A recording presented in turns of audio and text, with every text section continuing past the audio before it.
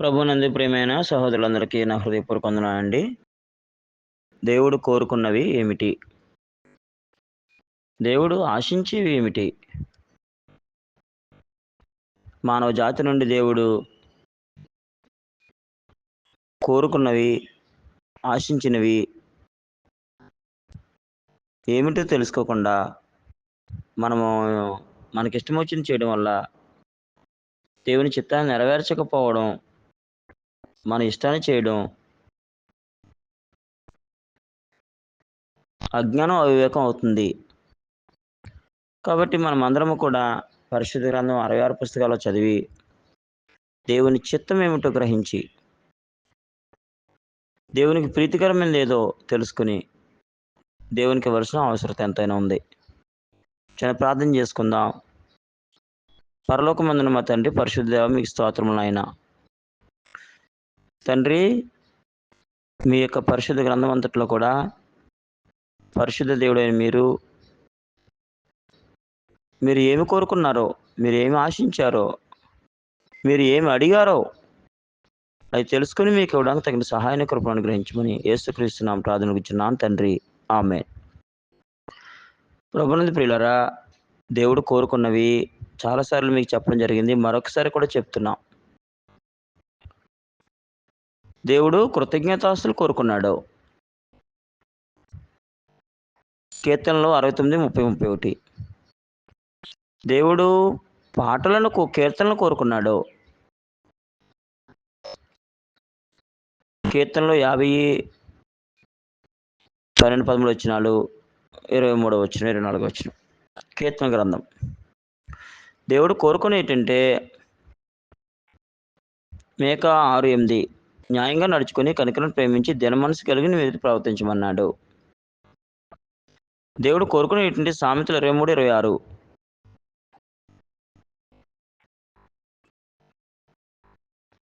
23వ అధ్యాయం 26 వచనంలో నా కుమారుడా నీ హృదయం నాకిమ్మన్నాడు. పేతురు 2వ పత్రిక 3:9 ఈ భూమి మీద ఉన్న మనుషులందరూ మారు మనసు పొందాలని కోరాడు దేవుడు.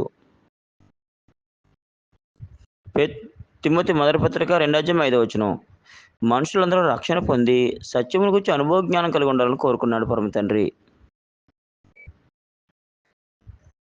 యెషయా 48:18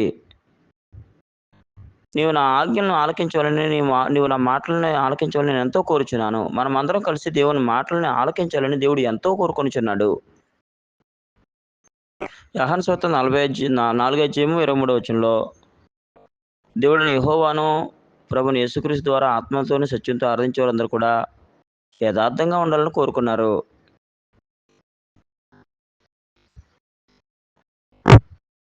రోమపత్రిక 12వ అధ్యాయం 2-3 వచనాల్లో దేవుని చిత్తమును, అనుకూలమైన దేవుని చిత్తమును, సంపూర్ణమైన దేవుని చిత్తమును, పరిపూర్ణమైన దేవుని చిత్తమును మానవులందరూ తెలుసుకోవాలని కోరుచున్నాడు.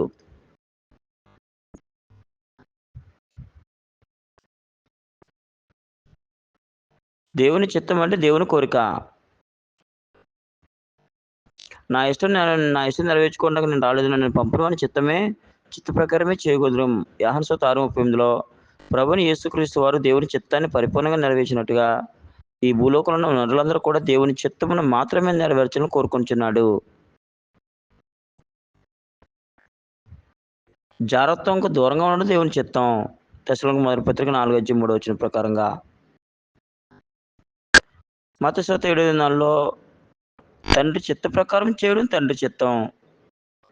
ప్రభు అని పిలిచి ప్రతివాడిని పరలోక రాజ్యంలో ప్రవేశింపుడు కానీ పరలోకమందు నా తండ్రి చిత్త ప్రకారం చేయవాడే ప్రవేశించును. తండ్రి చిత్త ప్రకారం చేయడమే తండ్రి చిత్తం, మరొకటి కాదు.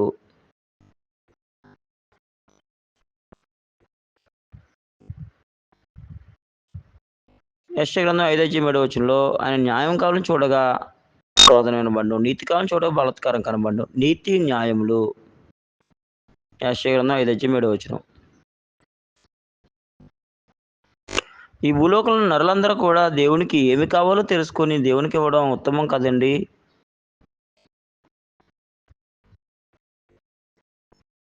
మత్తయి సువార్త, యోహాను సువార్త, లూకా సువార్త 10వ అధ్యాయం, 38వ వచనంలో ఉత్తమమైన మార్గాన్ని ఏర్పాటు చేసుకుంది. అది ఆమె మీద నుంచి తీసివేయబడదని చెప్పారు ప్రభువైన యేసుక్రీస్తు వారు. దేవుని బోధ వినడం, క్రీస్తు బోధ వినడం దేవుని చిత్తం, దేవునికిష్టం.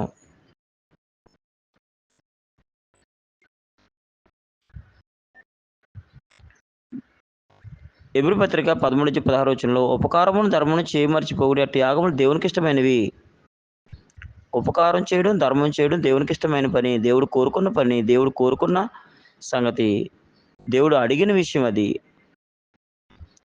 సామెతలు 21:3లో బలులర్పించుట కంటే నీతి న్యాయములను అనుసరించి నడుచుకోవడం యెహోవాకు ఇష్టం. దేవునికిష్టం. సామెతలు 11లో సరియైన గుండు ఆయనకిష్టం. సరియైన గుండు ఆయనకిష్టం. అంటే తిమోతి 2 పత్రిక 2:15 వచనం ప్రకారంగా దేవుని వాక్యమును, సత్యవాక్యమును సరిగా ఉపదేశించడం, దేవుని ఎదుట యోగ్యునిగా ఉండి సత్యవాక్యాన్ని సరిగా విభజించడం దేవునికిష్టం. సత్యవాక్యాన్ని సరిగా విభజించడం దేవునికిష్టం. దేవునికి ఇష్టమైనవి ఏంటి? యెహోవా దేవునికి ఇష్టమైనవి ఏమిటి? యేసుక్రీస్తు ద్వారా యెహోవాకు ఇష్టమైనవి మనం ఎలాగా తీర్చగలం? దేవుడు మన నుండి ఏం కోరుతున్నాడు? సమూయేలు మొదటి గ్రంథం 16:7 మనుషులు పైరూపం లక్ష్యపెట్టుదు గాని యెహోవా హృదయమును ఆంతర్యమును లక్ష్యపెట్టును. హృదయం కావాలి దేవుడికి. ఉపదేశసారం మీదనగా తిమోతి మొదటి పత్రిక 1:5లో ఉపదేశసారం మీదనగా పవిత్ర హృదయం నుండి, మంచి మనసాక్షి నుండి, నిష్కపటమైన విశ్వాసం నుండి కలుగు ప్రేమయే.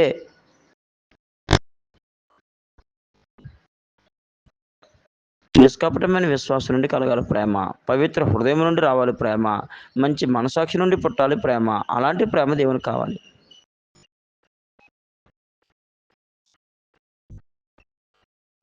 దేవునికి ఏం కావాలో తెలుసుకుని ఇవ్వాలండి. ఎఫెసీ పత్రిక 5:9 ప్రభుకి ఏది ప్రీతికరమైనదో పరీక్షించు అన్నాడు. ప్రభుకి ఏది ప్రీతికరమైనదో పరీక్షించాలి.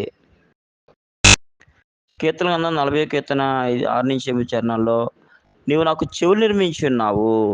దహన బలులని అర్పణలు అవన్నీ నేనేం కోరలేదు కానీ నీవు నాకు చెవులు నిర్మించి ఉన్నావు. అంటే అర్థం ఏంటంటే దేవుని మాటలు మనం వినాలని దేవుడు కోరుకుంటున్నాడు. హెబ్రీ 5:8 ప్రకారంగా విధేయతను నేర్చుకోవాలని కోరుకుంటున్నాడు. యేసుక్రీస్తు వారి దగ్గర నుంచి దేవుడు విధేయత కోరుకున్నాడు. ఇస్సాకు నుంచి అబ్రహాము విధేయత కోరుకున్నాడో, ఇస్సాకు నుంచి అబ్రహాము ఎలాగైతే విధేయత కోరుకున్నాడో, ప్రభువైన యేసుక్రీస్తు నుండి దేవుడు విధేయత కోరుకున్నాడు. మన నుండి కూడా విధేయతనే కోరుకొనుచున్నాడు. ఫిలిప్పీ 2:5-11 వచ్చిన ప్రకారంగా తగ్గింపును కోరుకున్నాడు హెచ్చించడానికి, శ్రమపడమని కోరుకున్నాడు సుఖపెట్టడానికి. మనల్ని శ్రమపడమని కోరుకున్నాడు. పేతురు మొదటి పత్రిక 4:1 వచ్చిన ప్రకారం కూడా. కాబట్టి ప్రభువునందు ప్రియమైన సహోదరులారా, దేవుడు కోరుకున్నవి ఏమిటి? దేవుడు అడిగినవి ఏమిటి? మనము ఇచ్చేవి ఏమిటి? దేవుడు చెప్పినవి ఏమిటి? మనం చేసేవి ఏమిటి? ఆలోచించండి ఒకసారి. దేవుడు ఏం చెప్పారు? మనం ఏం చేస్తున్నాం? దేవుడు ఏమి కోరుకున్నారు? మనం ఏమిస్తున్నాం? దేవుడు ఎలా జీవించమన్నారు? మనం ఎలా జీవిస్తున్నాం? ఒకసారి ఆలోచించండి. ప్రభువునందు ప్రియులారా, ప్రార్థనలకి, పాటలకి, వాక్యాలకి, ప్రసంగాలకి, యూట్యూబ్‌లకి, వాక్య బోధనలకి ఎక్కడ లోటు లేదు ప్రపంచంలో. ఎక్కడ లోటు లేదు. అయితే దేవుని యొక్క లక్ష్య సాధన మనం ఎంతవరకు నెరవేరుస్తున్నాం? దేవుడు పరమతండ్రి ఒక లక్ష్య సాధనతో ఈ ప్రపంచాన్ని నడిపిస్తున్నారు కదా! ఆయనకు ఒక లక్ష్యం ఉంది కదా! ఈ ప్రపంచాన్ని నిర్మించడంలో, నిన్ను, నన్ను మనందరిని నిర్మించడంలో, బ్రతికించడంలో, మనకు ఇవన్నీ ఇవ్వడంలో ఒక లక్ష్య సాధన ఉంది కదా! దేవుడు ఏదో సాధించాలనుకున్నారు కదా ఆయన. ఊరికినే పుట్టించలేదు కదా! ఊరికినే నిర్మించలేదు కదా! దేవుడు ఒకటి కోరుకొని ఆదికాండం 1:26-28 వచ్చిన ప్రకారంగా ఒక ప్రణాళిక కలిగి, ఒక సదుద్దేశం కలిగి, పక్కా పథకంతో ఈ ప్రపంచాన్ని అంతా నిర్మించి మనల్నందరిని సృజించి మన కొరకు తన కుమారుని క్రీస్తుని పుట్టించి, మన పాపల నిమిత్తం ఆయన్ని చంపి, మనకు గొప్ప జీవితం ఇవ్వాలనుకున్నటువంటి దేవునికి ఈ ప్రాసెస్ అంతా ఎనకాల, ఈ ప్రపంచం అంతా ఎనకాల, దీని వెనకాల దేవుడు కలిగినటువంటి ఒక అనాథ సంకల్పం ఉందా లేదా? ఏంటి ఆ అనాథ సంకల్పం? అనాది సంకల్పము, ఆదికి ముందు నుండి అనాది సంకల్పం ఏమిటి?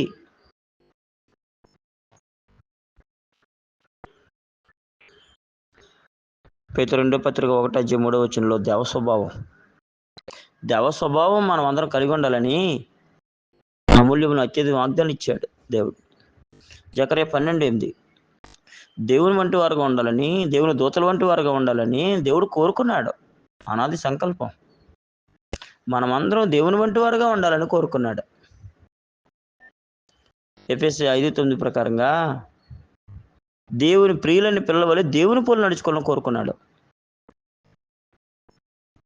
దేవుని పోలి ప్రియులైన పిల్లల వలె మనం అందరం ఉండాలని కోరుకున్నాడు. ఎఫెసీ 5:1 ప్రకారంగా. మత్తయి 5:48 ప్రకారంగా మనమందరము కూడా ఆయనలాగా పరిపూర్ణంగా ఉండాలని కోరుకున్నాడు. మరి ఆయనలాగా మనందరం పరిపూర్ణంగా ఉండాలంటే మత్తయి 6:35 ప్రకారంగా కృతజ్ఞత లేని వారిలను, దుష్టులను ఉపకారులమై ఉండాలి. ఆయన కనికరం గలవాడైనట్టు మనందరం కనికరం వారమై ఉండాలి. మనమందరం కూడా ఆయనలా పరిపూర్ణం అవ్వాలంటే యెషయా గ్రంథం 65:2 ప్రకారంగా, పత్రిక 10:20 ప్రకారంగా వెతకని వారికి దొరకాలి, విచారింపని వారికి ప్రత్యక్షం అవ్వాలి.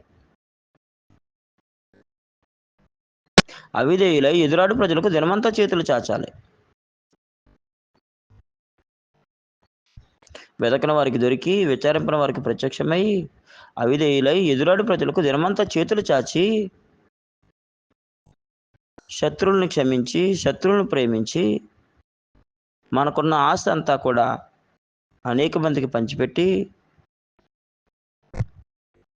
వెర్రివాడైన ధనవంతుడి వలె కాకుండా, ముఖం మార్చుకుని వెళ్ళిపోయినటువంటి ధనవంతుడి వలె కాకుండా, నీ ఆస్తి అంతా బేదలకు ఇచ్చి నువ్వు పరిపూర్ణ కోరినల్లా నన్ను వెంబడించని ప్రభుని యేసుక్రీస్తు ద్వారా దేవుడు చెప్పించినట్టుగా మనమందరము కూడా మనకున్న ఆస్తి అంతా ఇచ్చి మనం పరిపూర్ణ వాళ్ళని కోరుకుంటున్నాడు.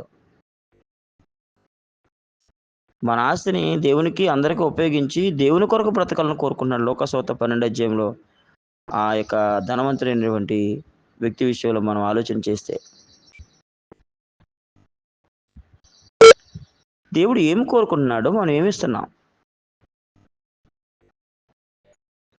మత్తయి 7:12 మనుషులు మీకు ఎలాగూ చేయాలని, మనుషులు మీకు ఏమి చేయాలని కోరుదురో అలాగనే మీరును వారికి చేయుడి. ఇది మర్చిపోయే మనుషులు. మత్తయి 22:30-39 మార్కు 12:28-32 లోక 10:27 పూర్ణహంతో, పూర్ణాత్మతో, పూర్ణబలంతో, పూర్ణశక్తితో, పూర్ణవేగంతో దేవుడిని యెహోవాను ప్రేమించాలని దేవుడు కోరుకుంటున్నాడు. మనల్ని వలె మన పొరుగువారిని ప్రేమించాలని దేవుడు కోరుకుంటున్నాడండి. దేవుడు కోరుకుంటున్నాడు. దేవుడు కోరుకున్న విషయాలు పక్కన పెట్టి మనుషులందరం చాలామంది గలతీ 2:10 భేదలను మాత్రమే మేము జ్ఞాపకం చేసుకునే వారు కోరిరి.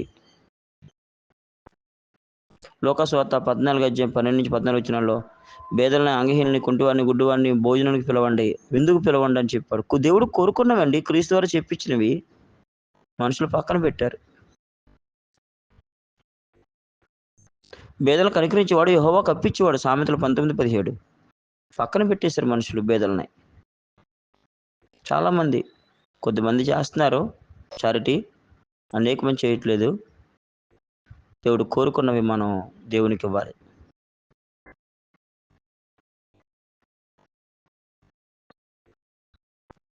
అసలు దేవుడు నా నుండి ఏం ఆశించాడు? ఇశ్రాయేలు నుంచి ఏం ఆశించాడు? ద్వితీయోపదేశకాండం 10:13 నీ మేలు కొరకు నేను నీకు ఆజ్ఞాపించి నా ఆజ్ఞను కట్టలను అనుసరించి నడుచుకున్న మాట కాక నీ దేవుడిని యెహోవా నిన్ను మరి ఏమడుగుచున్నాడు?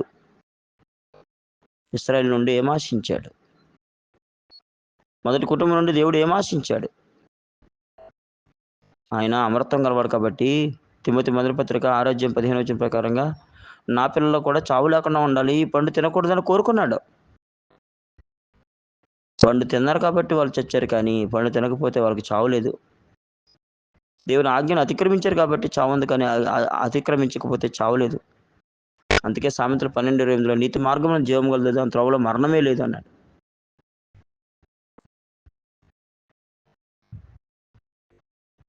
ఆనాడు మొదటి మనుషుల నుంచి, ఆదాము నుండి, షేతు నుండి, హానోకు నుండి, హేబేలు నుండి, నోవాహు నుండి ఏం కోరుకున్నాడు దేవుడు?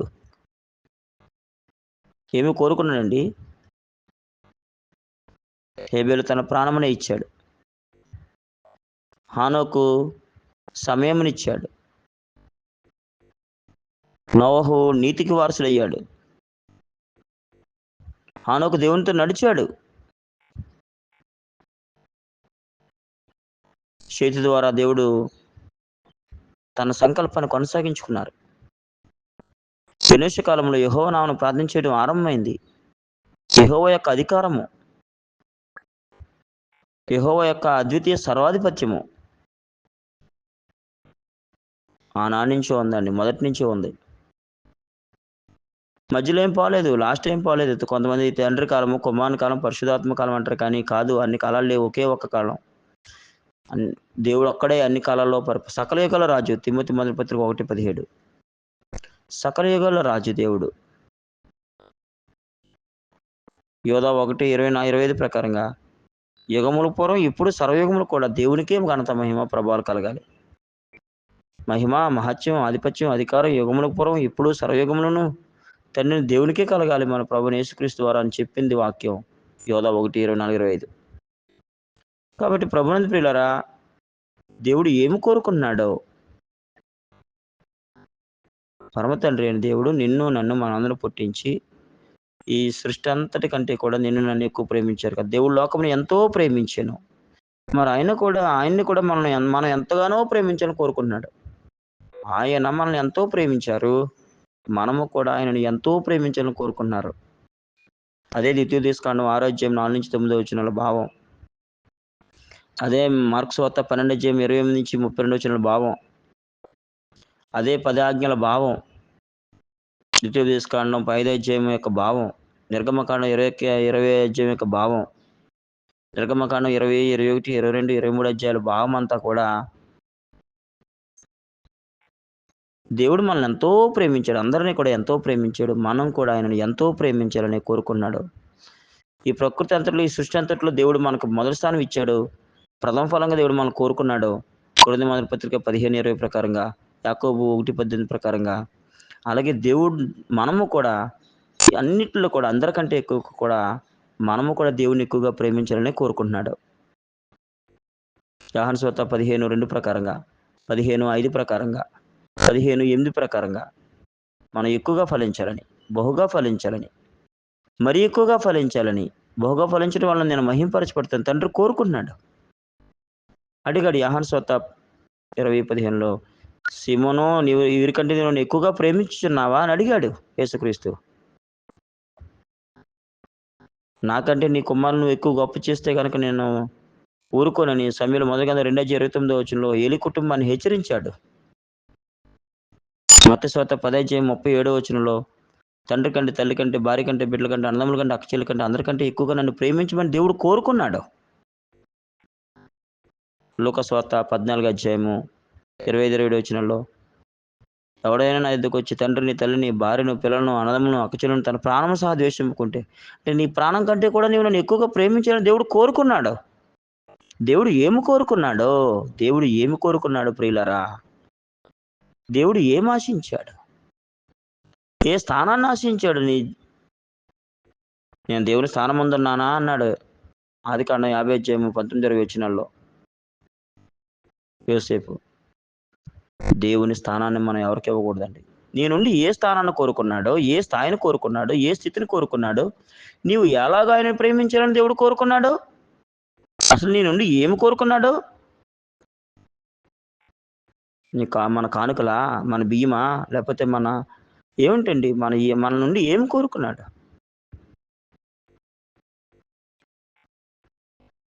కీర్తన గ్రంథం 16 కీర్తన 8-11 వచనాల్లో ఆయనతో ఉండాలని, లోకాసువార్త 21:37 ప్రకారంగా పగలంతా వాక్యంలోను, రాత్రంతా ప్రార్థనలోను, దివారాత్రులు దేవుని యొక్క వాక్యం ధ్యానించాలని దేవుడు కోరుకున్నాడు. దేవునితో జీవించాలని, దేవునిలాగా జీవించాలని దేవుడు కోరుకున్నాడు. అపోస్తల కార్యములు 2:25-27 వచనంలో సదాకాలము యెహోవా నా గురించి నిలుపుచున్నాను. నేను ఎల్లప్పుడూ నా ఎదుట ప్రభుని చూచుంటిని. యేసుక్రీస్తు వారు ఈ భూమి మీద ఎలాగైతే జీవించాడో, యేసుక్రీస్తు వారు ఎలాగైతే తండ్రితో సరైన సత్సంబంధాన్ని కలిగి ఉన్నారో, ఆయన పవిత్రుడు హెబ్రీ 7:26 ప్రకారం పవిత్రుడిగా, నిర్దోషిగా, నిష్కల్మషుడిగా, పాపుల చేరకు ప్రత్యేకంగా ఉన్నవాడుగా, మత్తయి సువార్త 11:29 ప్రకారం సాత్వికుడికి దీన మనసుగా ఎలా ఉన్నారో, మృదుత్వం కలిగిన వాడుగా సాత్వికుడిగా, కొరింథీ 2 పత్రిక 10:2 ప్రకారంగా ఆయన ఎలాగున్నారో, యేసుక్రీస్తు భూమి మీద ఎలా జీవించారో సంపూర్ణంగా, పరిపూర్ణంగా,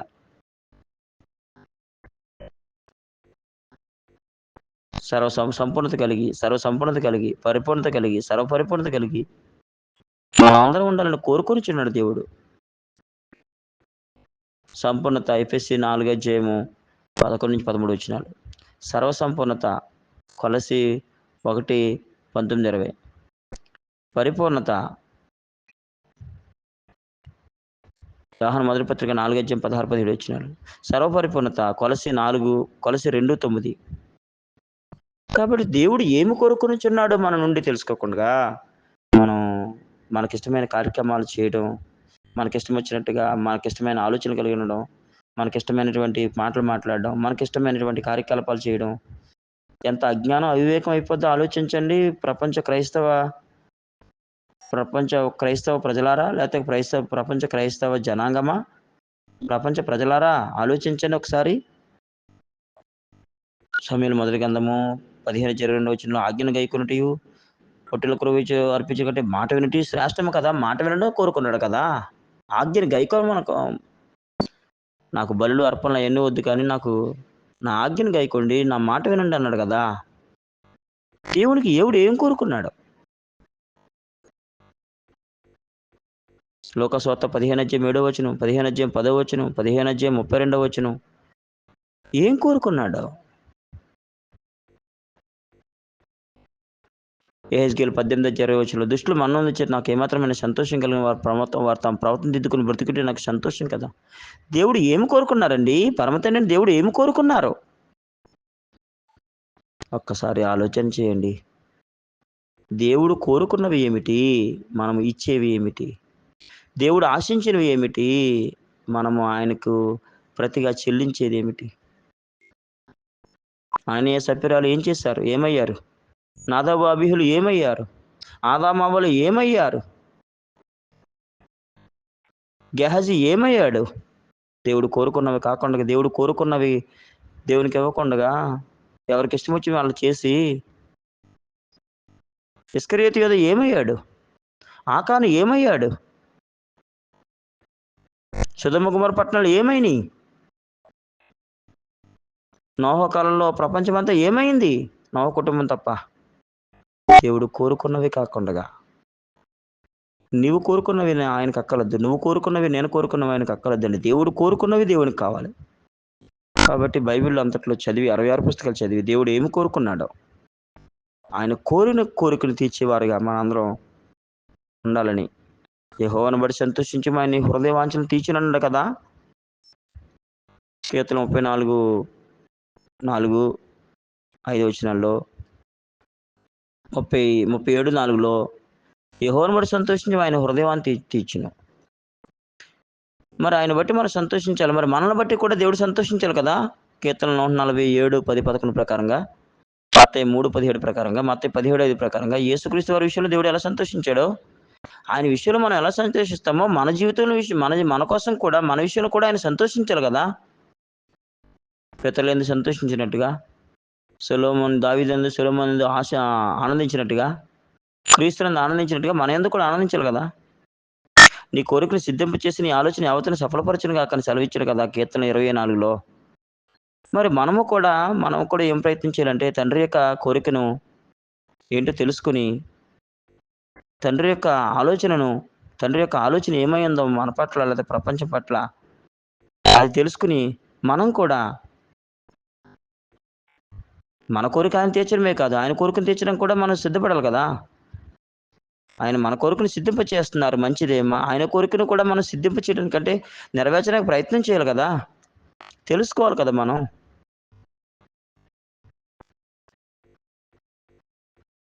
ఏవండీ దేవుడు ఏం కోరుకుంటున్నాడసల?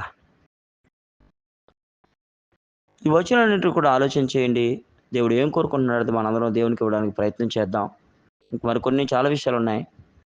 అపోస్తలుల కార్యం 17, 20, 20 ఇట్లా అంతటా అందరూ మారుమనసు పొందాలని కోరుకొనుచున్నానండి. అపోస్తలుల కార్యం 17, 30, 31లో. దేవుడు ఏం కోరుకుంటున్నాడో తెలియాలండి మనకి. దేవుడు ఏం కోరుకుంటున్నాడో తెలియాలి. దేవుడు ఏమి కోరుకొనుచున్నారు నా జీవితం నుండి? ఏం ఆశిస్తున్నాడు నా జీవితం నుండి? ఈ ప్రపంచం యావత్తు నుండి దేవుడు ఏమి ఆశిస్తున్నాడు? ఇది చేయకుండా దేవుడు ఆశించింది దేవుడు కోరుకున్నది చేయకుండా మనం చంద్రమండలం, భూమండలం, అంతరిక్షం అది ఇది ఏఐ లేకపోతే ఆర్టిఫిషియల్ ఇంటెలిజెన్స్ ద్వారా మేము ఎన్నో చేస్తాం. ప్రపంచంలో చూడండి ఇవి ఇవి మానేసేసి ఏమేం చేస్తున్నారు? సత్యమైన వాటి మీద, న్యాయమైన వాటి మీద, పవిత్రమైన వాటి మీద, రమ్యమైన వాటి మీద, ఖ్యాతిగల వాటి మీద ధ్యానం ఉంచమని చెప్తే, అవి వాటి మీద ధ్యానం ఉంచకుండా, వేటి మీద ధ్యానం ఉంచకూడదో వాటి మీద ధ్యానం ఉంచి, వేటి మీద దేవుడు ధ్యానం ఉంచమన్నాడో, కొలస్సీ పత్రిక 3:1-5 వచ్చిన ప్రకారంగా, మీరు క్రీస్తుతో కూడా సిలువ వేయబడినట్లయితే పైనున్న వాటిని వెతుకుడు. అక్కడ క్రీస్తు దేవుని కుడి పార్శ్వం కూర్చున్నాడు. పైనున్న వాటి మీదనే కానీ భూ సంబంధమైన వాటి మీద మనసు పెట్టుకోకండి అనంటే, మనుషులు దేని మీద మనసు పెట్టుకున్నారో ఒకసారి ఆలోచించండి.